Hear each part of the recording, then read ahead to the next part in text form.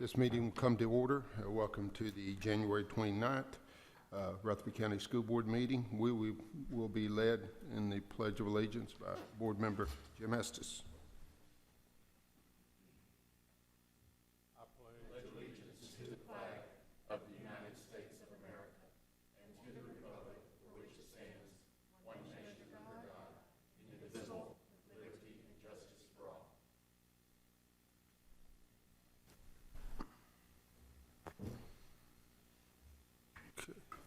I'd like to again welcome everybody. This is National School Board Appreciation Week, and I think we've all received some notes of encouragement, and so hope everyone's enjoyed the week.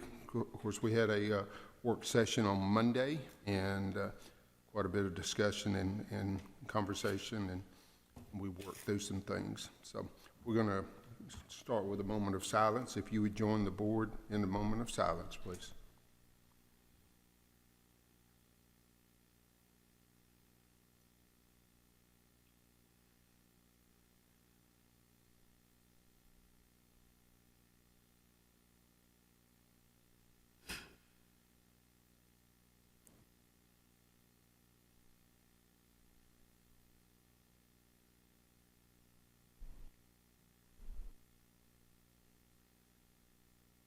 Thank you.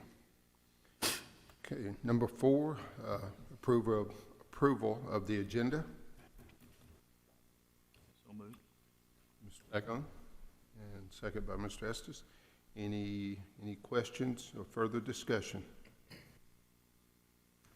Hearing none, all in favor say aye. Aye. Any opposed? Motion carries. Approval of the consent agenda. Any discussion or questions? Motion by Mr. Hodge. Second. Second by Mr. Estes. Again, any further discussion? All in favor say aye. Aye. Any opposed? Motion carries. Next item is visitors, and we have Ms. Jessica Nelson tonight. Ma'am, if you'll come forward and come to the podium. Welcome. And we have a 3-minute time limit, and you can probably see the color codes and stuff. And just we will show you respect, and we pray that you would return the favor.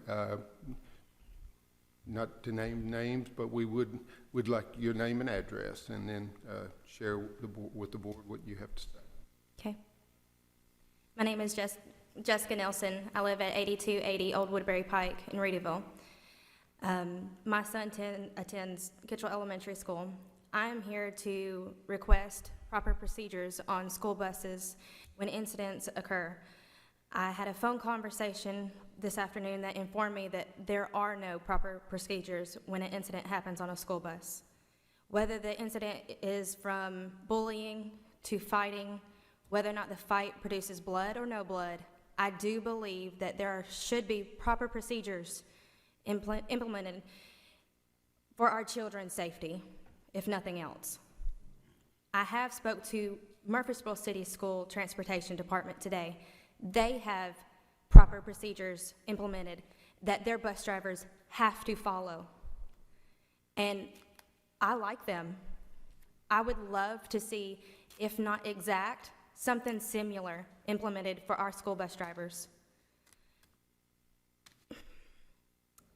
I don't want a child to walk into their parent's back door with a bloody paper towel without their parent being notified of the situation. I don't want another parent to have that fear, have that scaredness of even letting their son or their daughter get back on a school bus. In my perspective, it is the bus driver's responsibility for every child on the school bus. And from my understanding, a school bus can hold up to 90 students. Maybe not Rutherford County buses, but this is what Murfreesboro City told me. Anywhere from 60 to 90 kids. That's a lot of kids for one person to make sure that their safety is under control, also driving, worrying about other drivers while they have their responsibility of our children. In my opinion, that's a big responsibility. I just want something, I would love to see something implemented for the safety of our children and future children. I don't want another incident like what happened Tuesday to happen again and no parent be notified. No principal be notified immediately. And that's it. Thank you. Mr. Odom, did you have? I will get a copy of that from Dr. Gilbert, Ms. Michaels, if you'll make a note, and I'll see what they have for their policies. I did speak with Ms. Nelson today, and one of her concerns with me, of course, was what type of training, what goes on at the schools related to anti-bullying and behaviors and things like that. And one of the very fortunate things, one of the things Rutherford County Schools is has an SRO at each school. We have one sitting at the back with us tonight. And the nice thing about the SRO is they get to go into the classrooms, meet with the kids. They do presentations for that. They tell students, if you feel like somebody is bullying you or you're having a problem, share it with me. We'll see what we can do. So we've got that. The curriculum also for guidance counselors, elementary guidance counselors includes character education, anti-bullying, various things like that. And it changes, of course, in K through, as Kittrell, K through 5, that curriculum changes a little bit, which we have found to be more effective than maybe just a one big group meeting at one time, you know, a month or two apart. That constant contact with SROs and with guidance counselors seem to be the most effective. Sorry that happened to your son, you know, and that's something we need to take a look at. We'll do that. We have a good relationship with the city district, so we'll get a copy of the pictures. Thank you.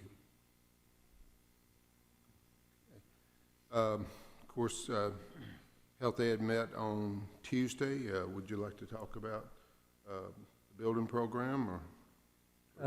I think we were pleased that we received the money to begin our building program. Kind of disappointed that the bleachers and restrooms, you know, concession stand was not approved along with it. But I feel to come out of it with a unanimous vote, especially with the John Coleman and the Roy Waldron that's there to purchase additional property, begin the process, you know, looking for a new school. Just thankful that the commissioners saw the need as well as us. And I think each of you being there really helped too, to be there that evening. So I was glad we came away at least with a recommendation from Health and Ed, and I think next week we get a chance to do budget and finance.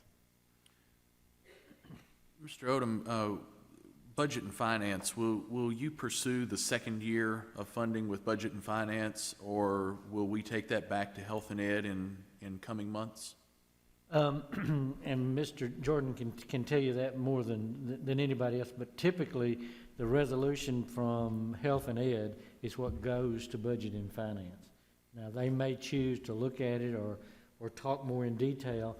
You have some people that were there the other night. For instance, Mr. Jordan is the chair of budget and finance this year, and he was on the Health and Ed, so he certainly knows.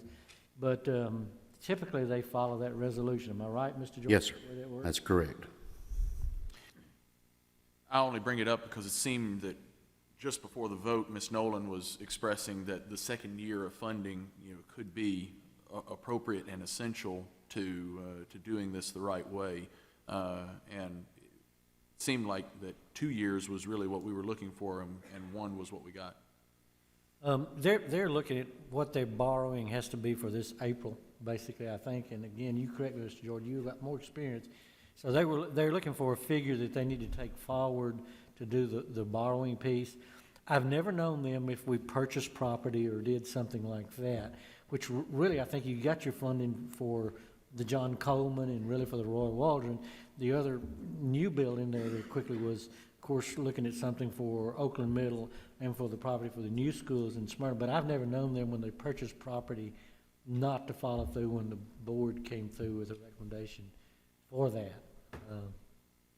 If I could add just a little something, I think that what Ms. Nolan was asking for, and I haven't talked to her, but I was there like you all were. I think what she was asking for was for Mr. Sandvig to, and that means all of us, I guess, but he's going to be talking to you, I'm sure, before budget, to explain to the budget committee what it was going to take in additional funding next year to implement what they passed yesterday and what we have requested.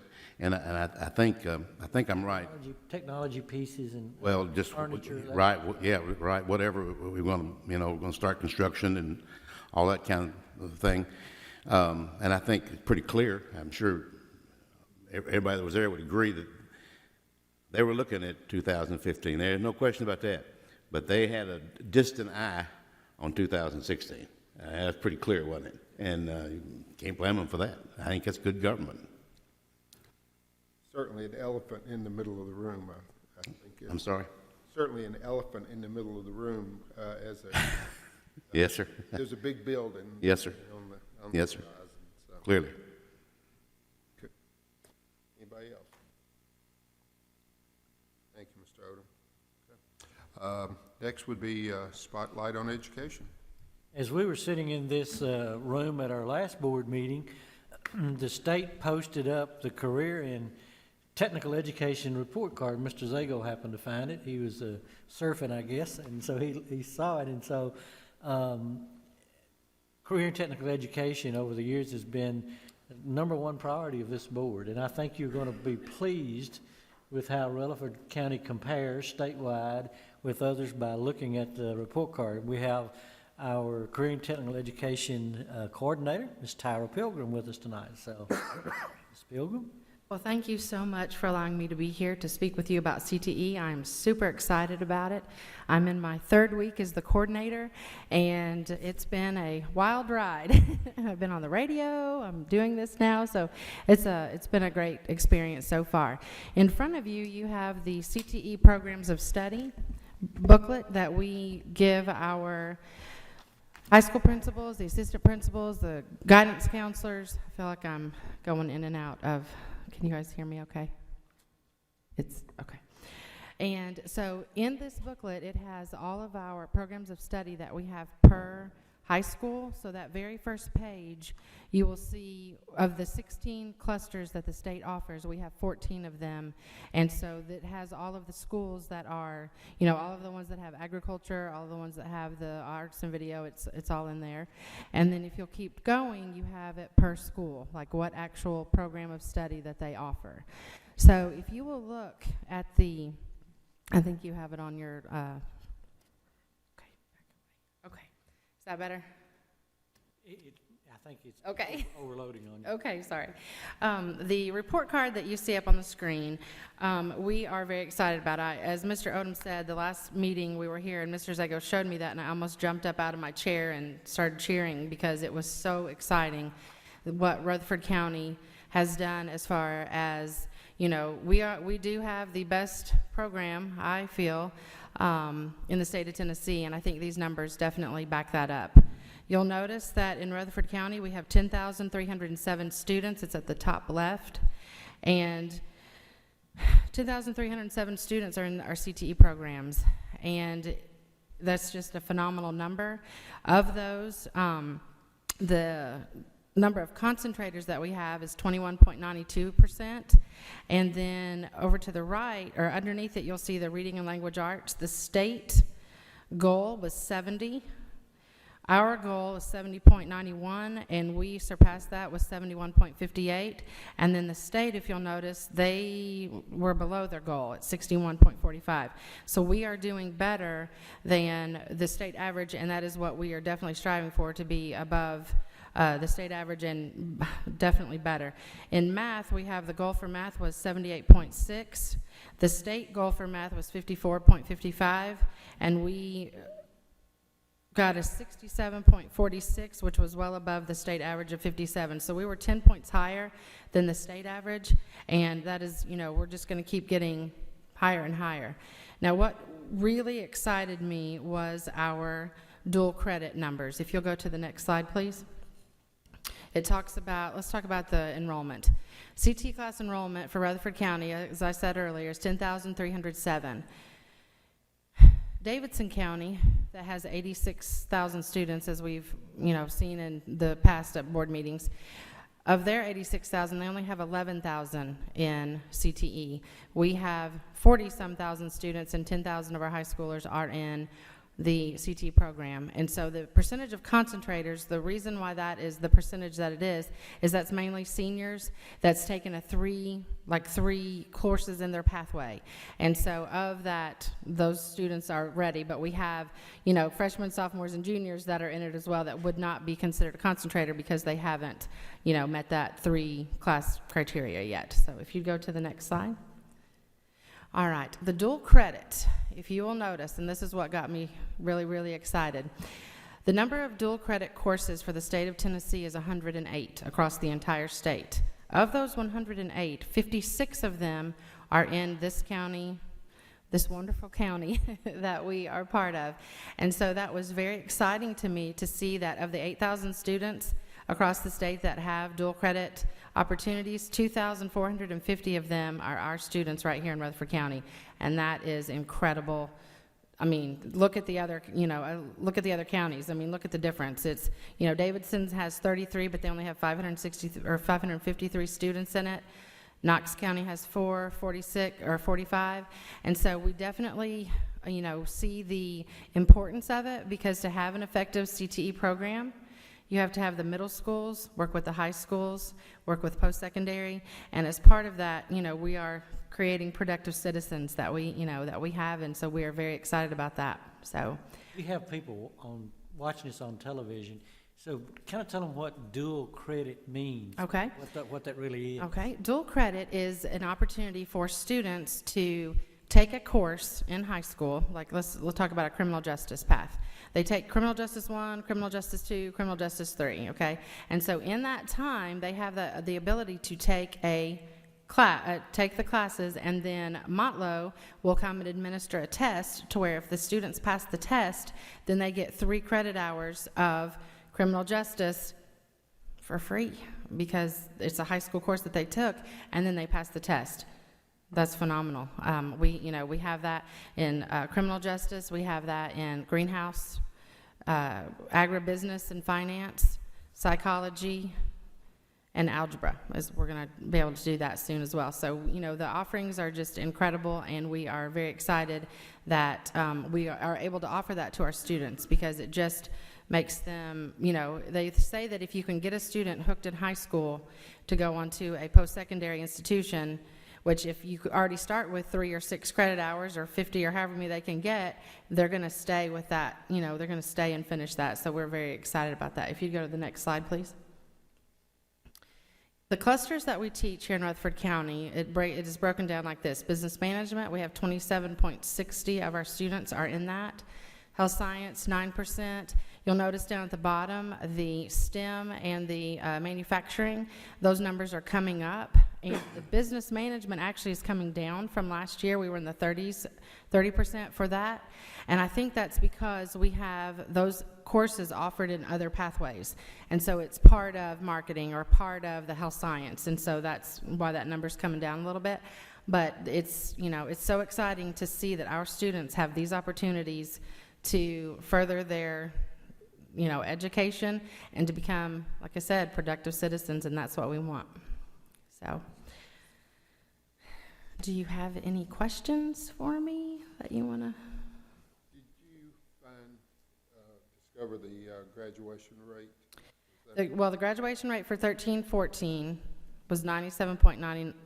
12-13 is 97.99, and I have a call into Dr. Mesra, and she has not called me back. So as soon as I get that, I can let you guys know and update you with that. But 97.99% of our students that are in CTE are graduating, and that is phenomenal. And I know that it is because of the relationships that the students get with the teachers, and that they have that. It's that pull that they have, and just the want to, do some of those, learn those skills. So it's very exciting. Any other questions? When you look at those offerings, if a person cannot find something that they like or to do, they're gonna have trouble when they get out. I mean, we have as much offerings as anybody in the state when you look at that, based upon what you might like to do. So it's just phenomenal and a great opportunity.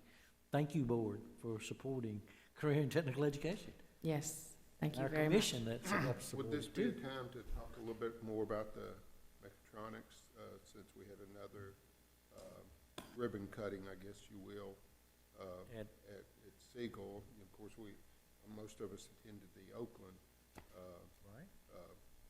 program too, and it just seems to be so impressive. I think that I heard today, 66,000 job opportunities Across the U.S. for people that have Megatronics type certifications. Yes, we did learn that today at the Siegel Open House. It was so exciting because Nissan was there, Bridgestone was there. All of these kids were there and their parents were there to see the opportunities that they have. And what's really cool is, the teacher was saying, do you think you're going to make more money than me? And they're like, yeah, probably. It was as soon as I get out, And it was funny because it's given the students a sense of pride.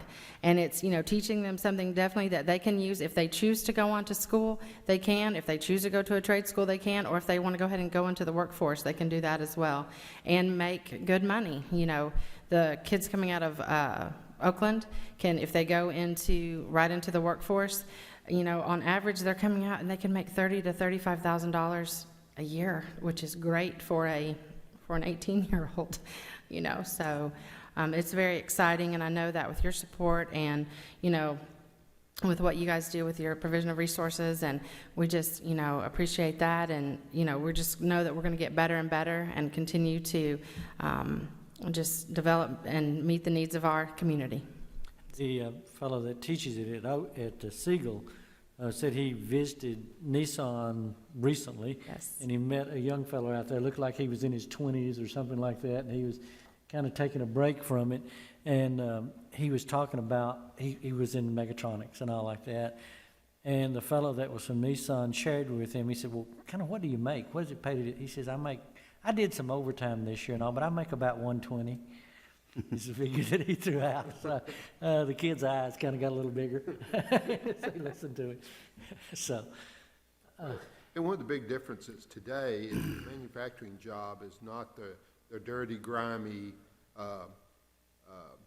occupation that it was in the past. It's high tech. Yes. It's working with programs and computers. And the thing that I find phenomenal is, and I think Ms.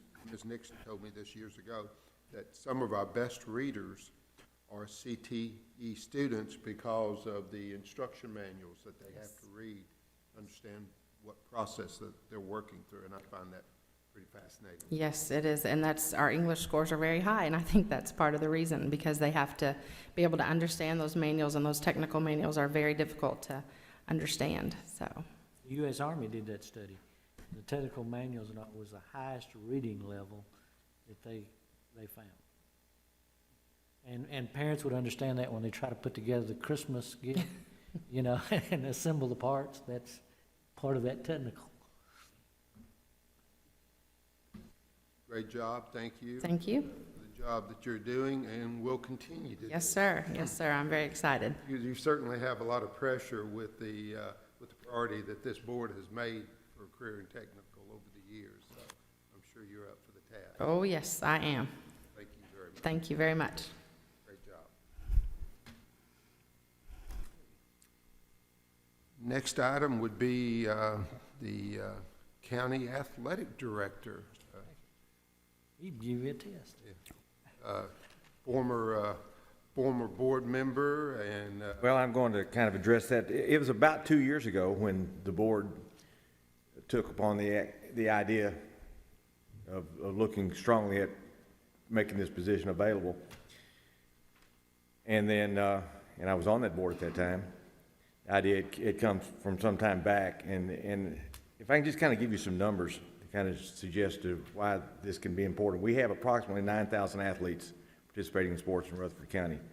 And if you add this 6,000 to 8,000, I'm guessing, in drama, choir, band, those kinds of things. It's well over a third, maybe it's close to half that we have involved in this situation. And as athletic director, I found that I do have some situations where I do deal with not only athletics, but also activities like band, certainly because of non-faculty volunteer coaches that take place.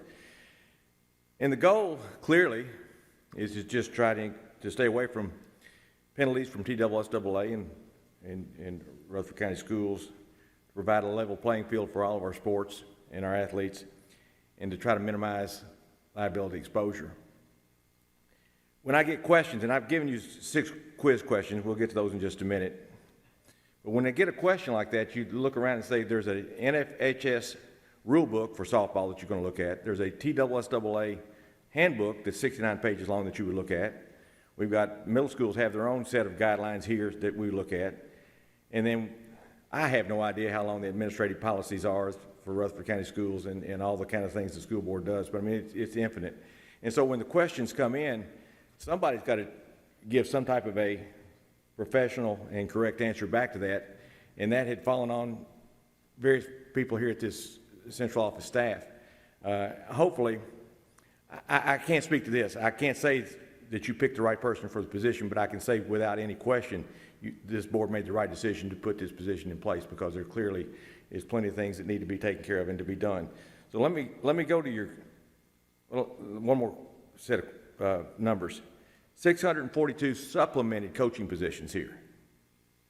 There's at least 642 coaches there. We have 274 non-faculty volunteers, so that comes to right at 900. Most of those would not cross over. And we have in middle schools and high schools about 25 sports and activities that we sponsor. So there's a lot of scope to what we do. So to your quiz. Now, not everybody here has the quiz, so I'll read them out loud for you. Mr. Hodge, excuse me, Terry, for being so informal in this formal setting, but Mr. Hodge was so proud he wanted me to grade his paper beforehand.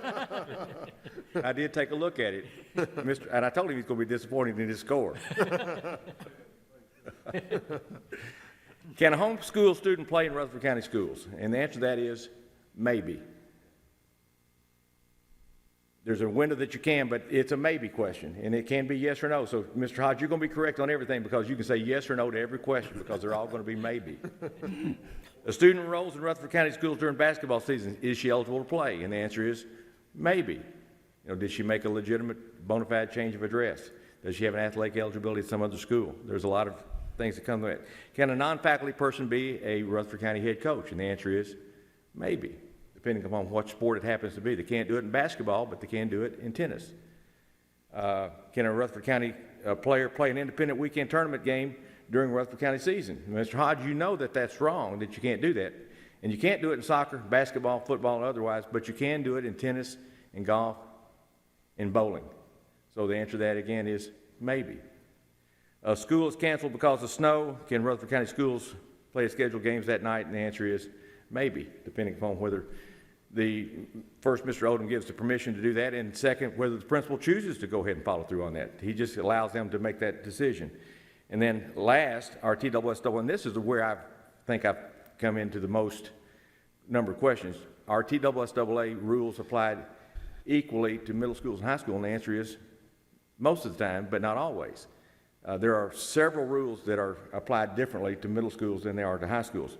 So there's a lot of things that come on, and I had that question about soccer today, about the parent calling in about why is it that Williamson County kids, soccer players, can play in independent tournaments over the weekend while they're playing on a school team, but we can't do it here. And the answer is because our schools are members of TMSAA, and Williamson County schools have chosen not to do that. And our principals have had that discussion as to whether they think it's the right thing to do, and they do believe that being part of TMSAA is the right way to go. So it does bring some scope of what takes place. So there's a lot of things that go into what takes place. I will encourage you and to the people listening in, on the Rutherford County webpage, under athletics, there's a lot of these things that are there posted for you if you want to go take a look at what the rules happen to be. And of course, TSSAA.org is very open and has a webpage there. So those rules are able to be found. But all that said, with all that information out there, I still get calls daily of someone wanting to know an answer to a question that either they couldn't find in TSSAA or couldn't find in our rule books, or just chose to call me first, which was perfectly okay. to do that. In order to try to make these coaches more compliant and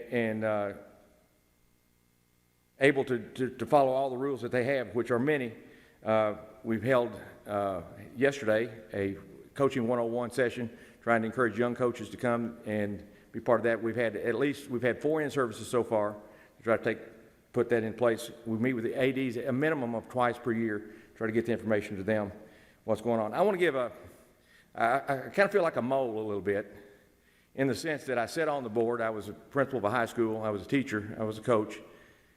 Now I'm part of the central office staff and I think these folks hopefully can remember when I was sat on the board, I made comments that I do feel like we've got a wonderful staff here, and that was cooperation. Now, in being here and working daily in this building, I can confirm that there's an excellent staff here. Mr. Odom is to be commended, Mr. Gill before him, for compiling this staff of people that work so well, and the cooperation that I've had.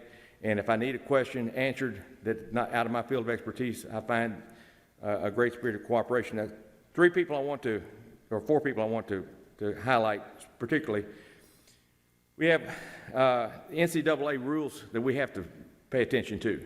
So our athletes, when they do go to college and want to participate in athletics, that they are in compliant with that. And we have, that's called the NCAA Clearinghouse. April Edging, who is the guidance counselor at Siegel High School, takes on that responsibility with no extra compensation whatsoever. She was doing that before I came on board. She's doing it now, and I just want to acknowledge the great job that she does. Carol McCauley here at the central office does a lot to try to get the online courses available so these athletes, all of our students, but oftentimes their athletes, have that opportunity to enroll in university courses so they can graduate early in some cases. Thomas Laird at the Murfreesboro Recreation Department has been wonderful to work with. He's done several things for us, and I want to acknowledge that. And then Brad Rowling, who is with TOA and NHC, he's our head trainer, and we have a wonderful training program, and he's just been fabulous to work with and taking care of that. Just to kind of highlight a couple things that coming forward, baseline testing, which the board implemented last year in concurrence with the concussion law. It's worked very well, and we're going to be able to expand that without any additional cost to the board into volleyball this year. So we've had it in baseball, basketball, soccer, wrestling, cheerleading. I've left something out, but we are going to be able to expand that on into volleyball this year, which I think most of our ADs have said that would be the next sport that they would like to see incorporated. And we are looking, March 26th, we are looking to hold a fundraising event for Special Olympics. Special Olympics kickoff dinner, March 26th at St. Mark's United Methodist Church.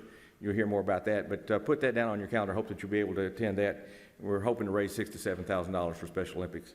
And the event is April the 9th. If you've not had opportunity to go out and see that track event at MTSU's Dean Hayes track, I encourage you to do that. A couple of concerns I just want to raise to you, and then I'll slide out of the way. One, we have reached a critical point in our swim programs because we have 4 swimming pools and we have more and more middle schools that are coming on. So just as a board, be alerted to the fact that we're at a saturation point, clearly. I think we're going to have to make some decisions at some point in time as to what we're going to be able to do. And regretfully, I think what will end up happening, the only way I see it at least, is we're going to just have to eliminate the ability for middle schools to have swim programs simply because our high schools are going to have that first opportunity, I think. At least that's my standpoint. And if we can't service all middle schools, we're going to have trouble, obviously, picking out 1 or 2. We've got 4 pools and the amount of time. So that is something that you need to keep in your mind as to if you've got ideas, you can share with me or us, let us know. Second, always have an eye from ADs on looking at supplements and increases either in supplements or additions to supplement package, and I've talked with Mr. Blair and Mr. Odom a little bit about that. So that's something I would hope for. One thing I really like for you to consider in the budget is for the middle schools, they have no training programs there, and it is cost prohibitive to consider full-time trainers, but I would like to see us consider at least for the middle school football championship game and their basketball tournament, which has their championship game tonight, by the way, at Christiana Middle School. I'd like to see us be able to budget a few dollars toward making that available to them at that particular point in time. And last month I did attend the National Convention for Athletic Directors, or Athletic Administrators, actually is what they call them there.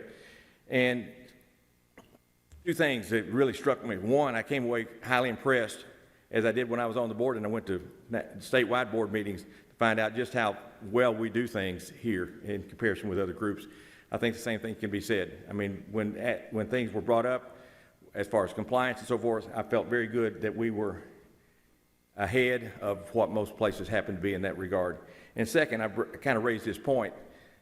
Nationally, we're seeing the trend moving away from athletic directors into what would be called an activities director's position, which would go ahead and move it out not just into athletics, but also oversee such things as band, choir, drama, those kinds of activities. So I think that's something we might want to consider as far as moving forward to broaden the scope of this position, possibly to consider those kind of things, to give maybe those folks a little bit better voice to the board and have somebody that they feel like that they could contact in that regard. And under NIAAA, which is the National Interscholastic Athletic Administration Association, they actually do have under that umbrella band and choir and drama involved there. So that's nationally what's going on, and I think that's something we might want to consider here. I appreciate your time. I appreciate the opportunity to serve, and I encourage you to jump online sometime and check out all those documents that we looked at. I'd be glad to take any comments or questions if anybody has some.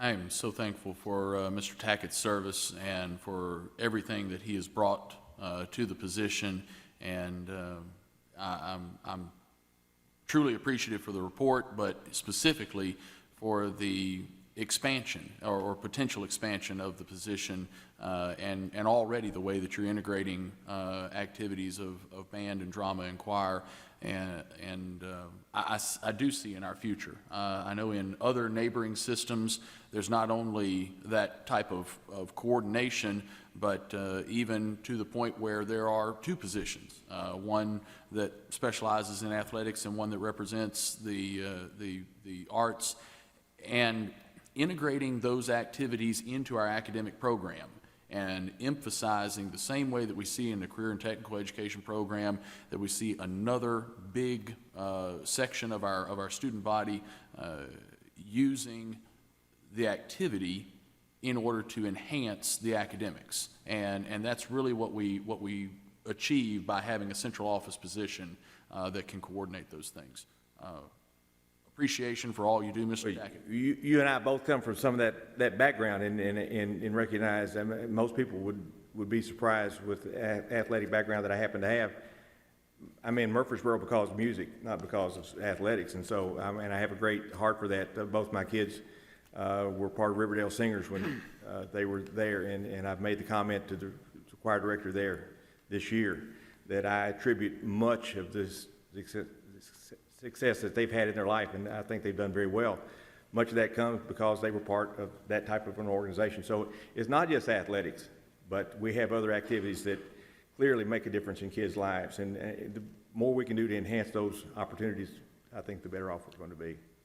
And I'll just echo again, even when we talk about social issues of bullying and issues around the school, it's these programs that cut across the normal sections of the student body. In athletics and in band and in all of these kind of programs, you find freshmen, sophomores, juniors, seniors, all with a similar interest. And when they pass in the hallway, they have a camaraderie. That when they see each other outside of school, they have a relationship. And you get that kind of peer mentor kind of relationship that can just reinforce what's going on in the classroom so well. These activities are incredibly important, and I'm glad that our board is emphasizing them. I would certainly say that I think you're the perfect person to occupy that seat. And it is a coincidence, though, that I probably have asked you more TSSAA or athletic questions this year than I ever have before anywhere. So are you having someone call me just so I can call you Yeah, back? Okay. seeding the pool. Oh, and by the way, Mr. Hodge, you made an A. I would like to talk about that title, activities director, something that sounds more like a cruise. Maybe we could come up with something a little. Well, is sponsorship available? Maybe Carnival will jump in on board with that. Maybe so, but Thank thank you for the job that you do, Mr. Tackett. So, I really appreciate the training that he's set up for our people. That's what we were missing, to have somebody ready to see that and focus on training for that.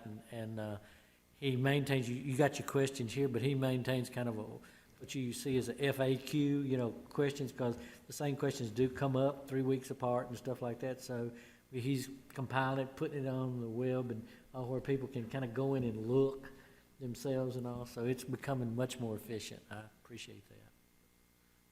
Just as we grow, the need is there, so, good. Okay, number 10, Mr. Odom. Number 10, we enter financial matters. The first one is the general purpose school budget amendments. This amendment makes a $7,379 adjustment between the 2014-15 principal and interest payments on the capital lease used to finance our water and plumbing improvements. The amounts for 2015-16 were used in the budget.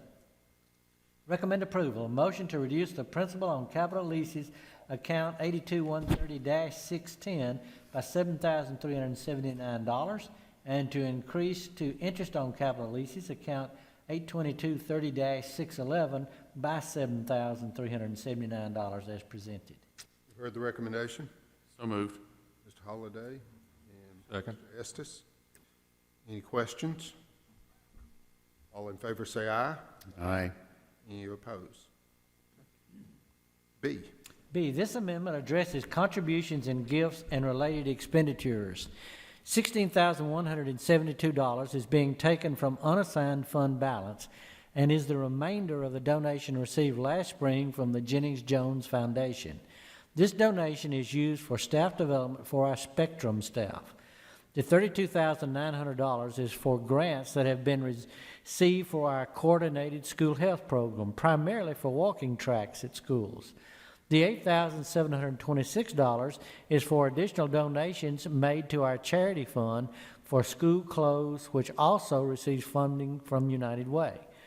Recommend approval. The motion is to reduce the unassigned fund balance, account 39000 by $16,172 for the donation made to the Spectrum program, to increase donation revenue account 44570 by $41,626, and to increase the budget for the related expenditures as presented.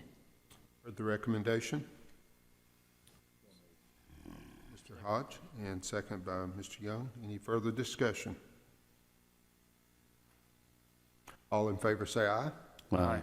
Any opposed? Okay. Number 11.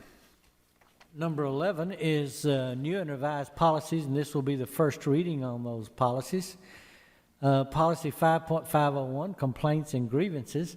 The revision will delete the portion of the policy allowing an appeal to the Board of Education. This is based on Tennessee statute. Policy 6.600, student records. The revision will incorporate the Tennessee School Board Association's model policy for student records. And to recommend approval, the motion is to approve revisions to policy 5.501 and 6.600 on first reading as recommended by the policy committee. So move. Moved by Mr. Jordan, Second. second by Mr. Holliday. Any further discussion? All in favor say aye. Aye. Any opposed? Okay.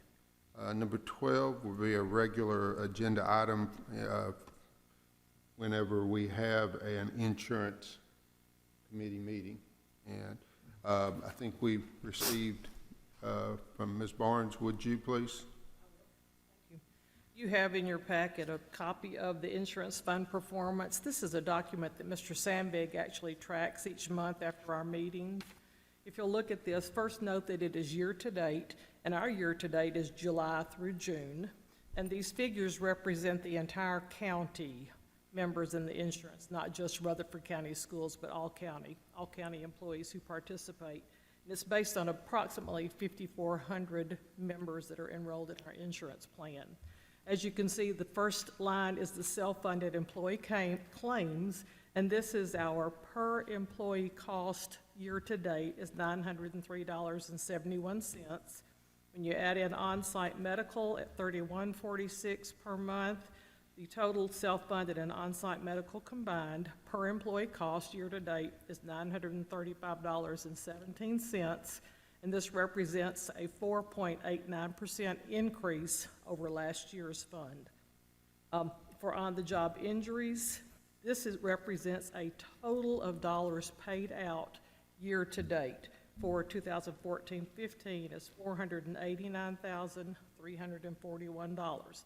I do want to add that this includes all past active claims. This even includes some workers' comp claims that date back to 1996. I know there was one claim in particular that was a very, very large claim that we're still paying on. So this figure does include any payments that went towards that claim. Compared to 2013-14, which was $397.878. Following that, you see in December, Rutherford County had 8 injuries. And Mr. Young, you asked last Tuesday night, or Monday night, excuse me, for our 8 injuries. We had 2 that were reported as slips, trips, and falls, 3 that were reported as strains or injuries, and 2 that were reported as struck or injured by, and 1 was a cut, puncture, or scrape. And that's how that information is provided to us at the insurance meeting.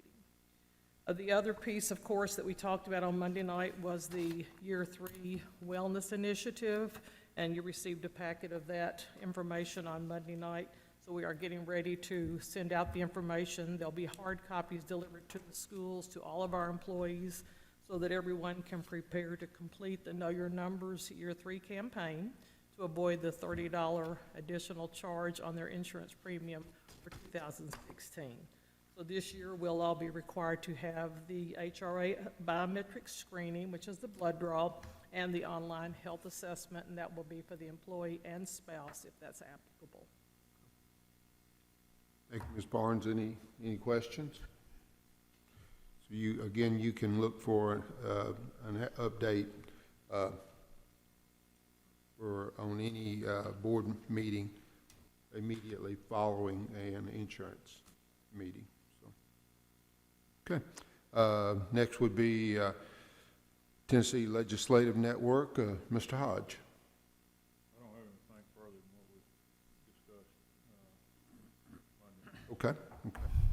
I think the legislature kicks in earnest this next week, is my understanding. So there'll be quite a bit of stuff or legislation filed and being, I don't know, as much acted on as will be discussed and lobbied and presented. So we'll be watching that with interest.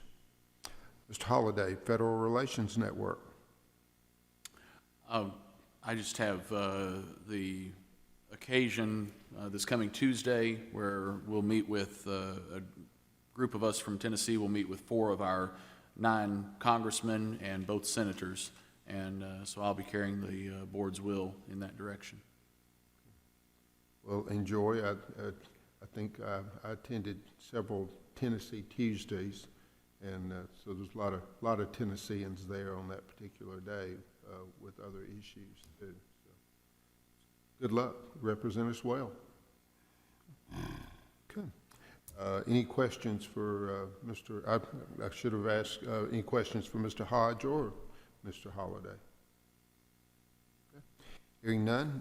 General discussion by board members. Anything? One thing before you finish. Okay. Anybody have anything? Mr. Odom has something for us, if no one else has anything. Okay. Hearing none, Mr. Odom? Well, on behalf of the about 4,700 employees of Rutherford County School System, and I think the public, certainly those of us here in the central office that work so closely with you, this is School Board Appreciation Week 2015. The TSBA sent you a thank you, which I'd like to read for the record, and so the people in the community can also hear it tonight, because I think it's very appropriate. The Tennessee School Board Association would like to thank each of you for your dedication to the children of Tennessee school systems are the backbone of the communities, and you devote countless hours to making sure our students receive a first-class education and an opportunity for success. You spend time studying the issues and regulations and make the tough decisions when called upon. School board members provide the type of accountability people expect. You provide a vital service to the community and should be proud of what you have done to improve Tennessee public education system. Your volunteer service makes a difference in the lives of all Tennesseans. You literally, in your position with the schools, are setting the pace for our future with our young people. And thank you for your service. Thank you, Mr. Odom. And I think I can speak for the board to say that it's certainly an honor and a pleasure to get to serve not only the children of this county, but everybody of this county, everybody in this county. Board members, anything else? Well, if you don't have anything else, Mr. Odom, we will stand adjourned.